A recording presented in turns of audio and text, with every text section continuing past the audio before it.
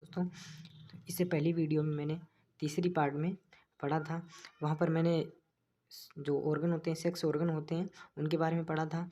वाह्य द्वितीयक नलिकाएं होती हैं, सहायक ग्रंथियाँ, वाह्य जननांग, एक जोड़ी वृषण, इन सब के बारे में डिटेल से पढ़ा था। तो आज हम वहाँ से फर्स्ट टॉपिक पढ़ेंगे, वृषण।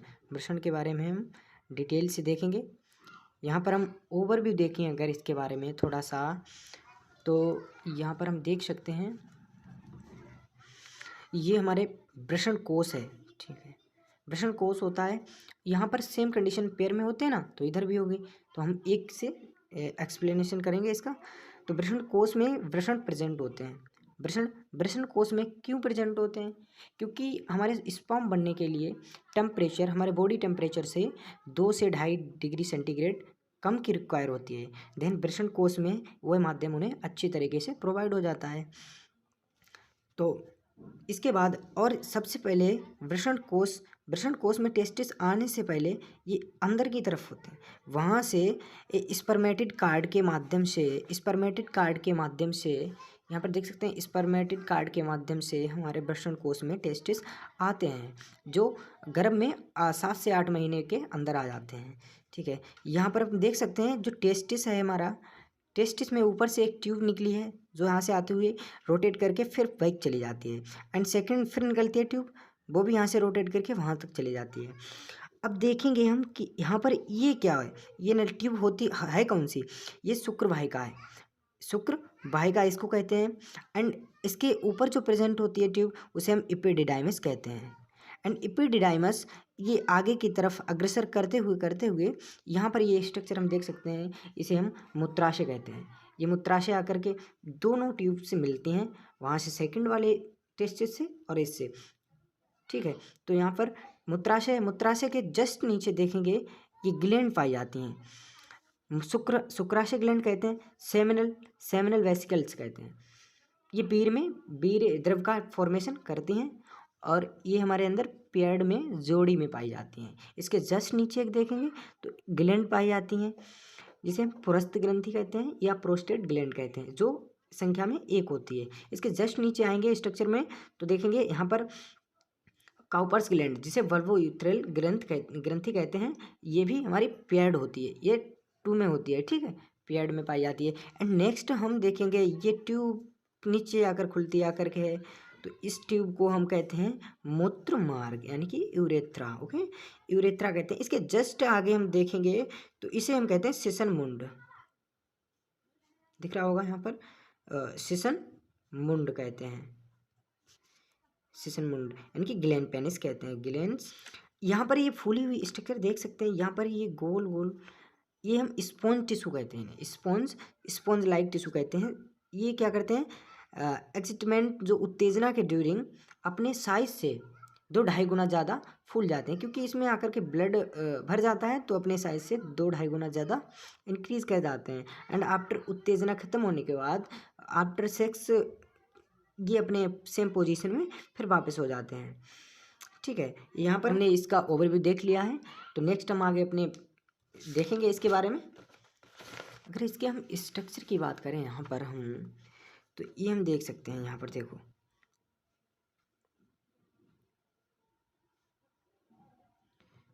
ये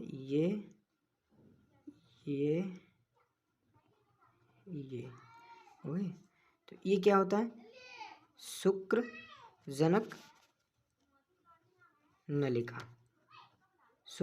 नलिका होती है 1 नंबर पे। ठीक है, फिर यहाँ पर हम इसे देखेंगे, इस पोजीशन को ट्यूबलाई रेक्टी कहते हैं। एंड यहाँ पर हम ये पोजीशन प्रेजेंट होती है, यहाँ से ट्यूब निकलती हैं, जो मिलती तो एक ही पोजीशन से हैं, निकलती इन सारी जगहों से है। तो इसको हम यहाँ से एक ट्यूब निकलती हुई आती है, जो रोटेट करके अप साइड चली जाती है। एंड नेक्स्ट ट्यूब निकलती है, वो भी यहाँ से करते हुए चले जाती है। इस ट्यूब पर इस पोजीशन को हम क्या कहते हैं, यहाँ पर इसको हम देखेंगे शुक्र वाहिका। ओके, शुक्र वाहिका कहते हैं। और यहाँ पर ये पोजीशन है, इसको हम वृषण जालिका कहते हैं। वृषण जालिका कहते हैं। एक शुक्र वाहिका होती है, शुक्र वाहिका पे 3 पॉइंट प्रेजेंट होते हैं, 1 2 3। इन तीनों पॉइंट को, एक को हम कहते हैं कैपुट कॉर्प्यूकर्डा। ये तीनों पॉइंट मिल करके एपिडिडाइमिस का फॉर्मेशन करते हैं। एपिडिडाइमिस का फॉर्मेशन करते हैं। ठीक है, ये 4 पे आ जाता है। यहाँ से ये ट्यूब आती है ऊपर के लिए, तो इसे हम शुक्र वाहिका यानी कि ये लंबी नली होती है, यहाँ से स्पर्म निकलते हुए बाहर आते हैं।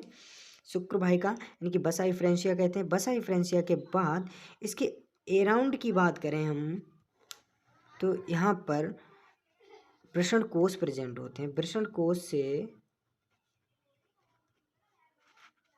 कोश से ये सारी चीज़ें बाहर आ जाती हैं। ठीक है,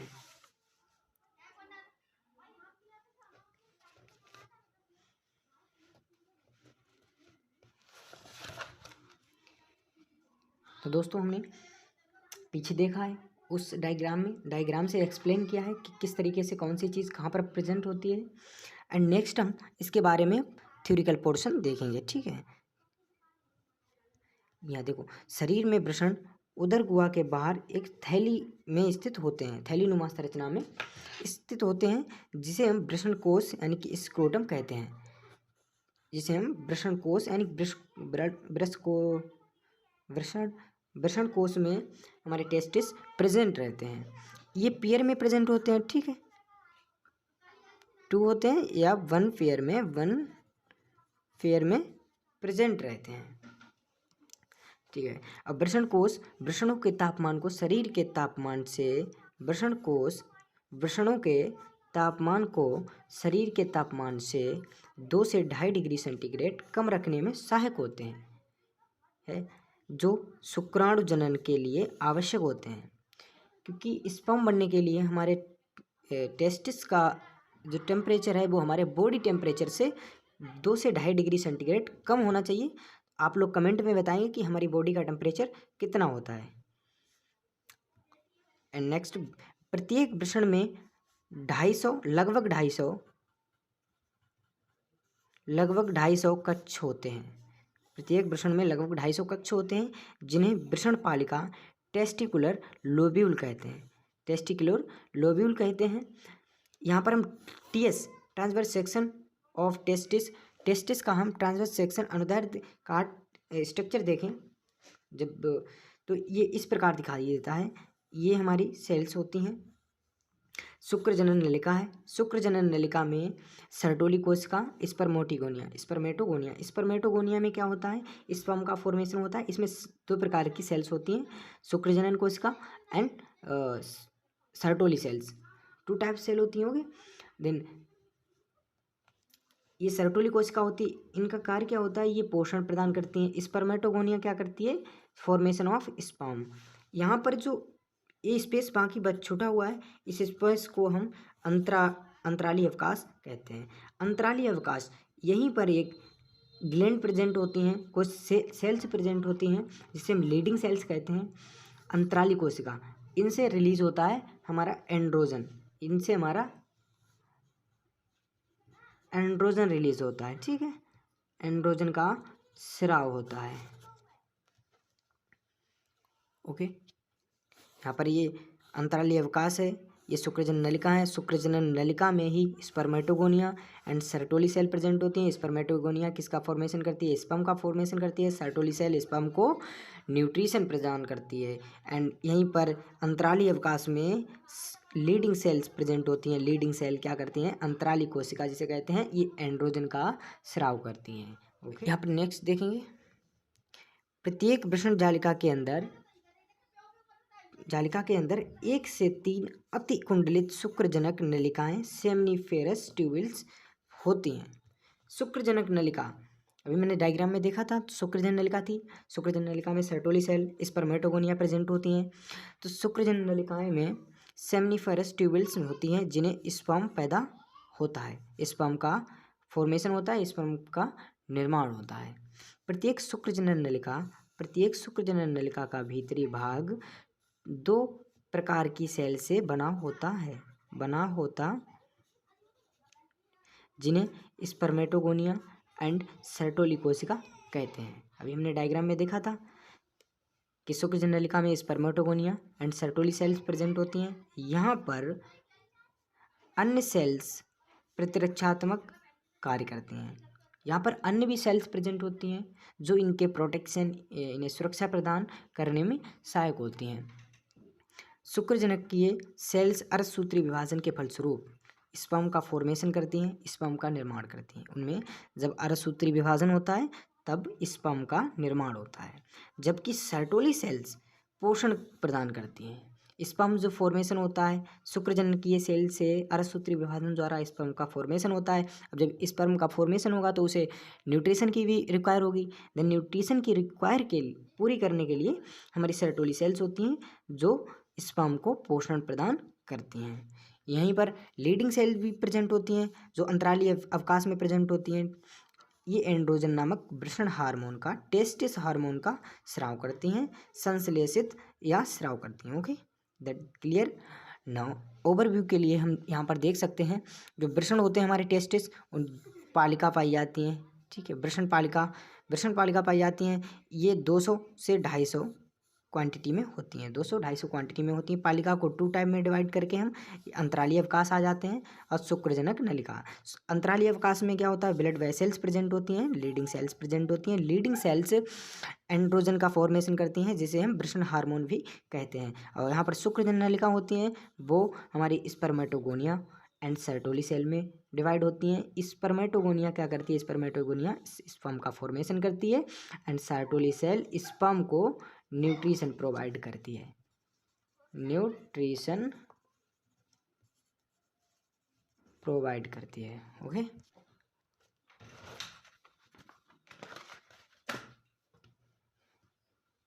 नेक्स्ट हम लोग ग्लैंड की बात करें इसमें तो शुक्राशय प्रस्थ, जिसे हम प्रोस्टेट ग्लैंड भी कहते हैं,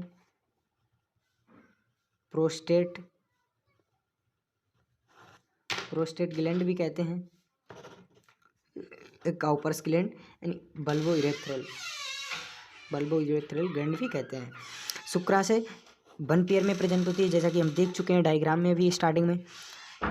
इसका वर्क क्या होता है, जो हमारे 60% सेमेन होता है, सेमिनल प्लाज्मा, उसका फॉर्मेशन शुक्राशय द्वारा होता है एंड प्रोस्टेट ग्लैंड के द्वारा 20 to 25% फॉर्मेशन करता है। And Cowper's bulbo urethral gland होती है, ये 1 पेयर में पाई जाती है। मैथुन के ड्यूरिंग जब सेक्स ऑर्गन होते हैं उनमें हम ड्यूरिंग सेक्स कोई भी चीज़ ऐसी होती है जो स्नेक के रूप में उन्हें आकर्षण के रूप में कार्य करती है तो वो हमारा बल्बो यूरेथ्रल काउपर्स ग्लैंड के द्वारा एक सीमेन रिलीज होता है जिसके थ्रू सेक्स के ड्यूरिंग उसमें स्नेक यानी कि रोचकता क्रिएट होती है। तो यहाँ पर हम देखें सीमन क्या होता है, सीमन वीर्य को कहते हैं। सीमन सेमिनल प्लाज्मा एंड शुक्राणु द्वारा निर्माण होता है। सीमन का निर्माण सेमिनल प्लाज्मा एंड शुक्राणु द्वारा होता है।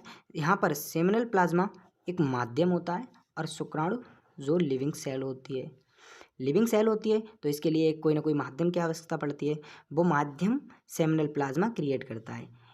सेमिनल प्लाज्मा में फ्रक्टोज, प्रोस्टेग्लैंडिन, ये सारी चीज़ें प्रेजेंट होती हैं। और यहाँ पर एक हम नोट करके लिखेंगे,